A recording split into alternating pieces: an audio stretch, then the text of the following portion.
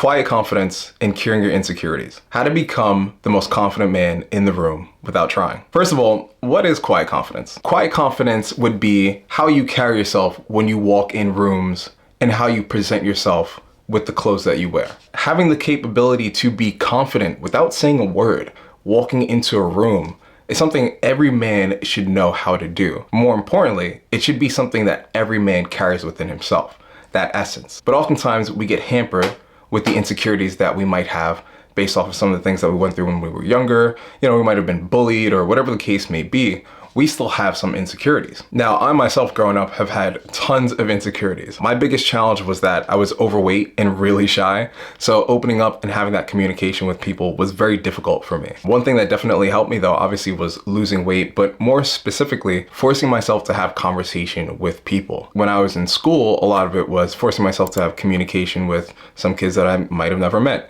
You know, try to find something in that relatively short amount of time where I could find some commonalities with them and speak on something. So that was one way I was able to get over my shyness. But ultimately, what really helped me get over my insecurities of being overweight was losing weight. I think it's important that every guy understands that there are a lot of benefits to losing weight or just getting in better shape in general. You might not be overweight, you might be really, really skinny, and that might be an insecurity of yours. Or on the other hand, much like myself, you might have been overweight and that might have been your insecurity.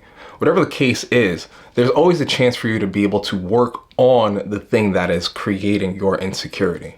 You know, a lot of the times we like to chalk things up to genetics. You know, like you'll hear a lot of black pillars talk about, oh, it's my genetics, so it's over, bro. Like, I'm short and I'm overweight and I've got pimples, and for whatever reason, they think they can't attract someone. Honestly speaking, and this comes more from like a in real life perspective, because, you know, on the internet, we're always talking in sweeping generalities. So therefore, things come off more general than the actual nuance that they might have. But truth be told, you know, when you work on your confidence and you work on how you present yourself and you work on how you carry yourself as an individual, and then on top of that, you start developing skills. And this isn't necessarily doing this for women, but when you do these things, you have the confidence. It develops naturally. The only way you develop your confidence is by doing things.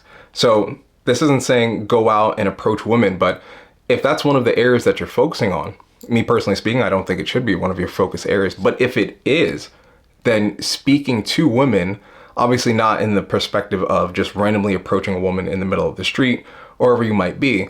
But, you know, if the conversation happens organically, like let's say you're at the gym and, you know, she asks a question if she could use a piece of equipment, and then something, you know, one thing leads to another. That's just a very basic scenario. The point of what I'm trying to say is don't shy away from having potential conversations with people, especially if you know that one of your insecurities is being able to speak to people, and that's something you want to work on. Having the ability to properly communicate with people is powerful. It could lead you to very high places. The sooner that you start to develop those skills, if that's an area that you feel like you're being hampered in, if you feel like you're struggling in that area and you start working on it more consistently, the sooner it'll develop and be better for you. You know, the funny thing about insecurities is that that could be the difference maker in the quality of life that you have as you progress through the world.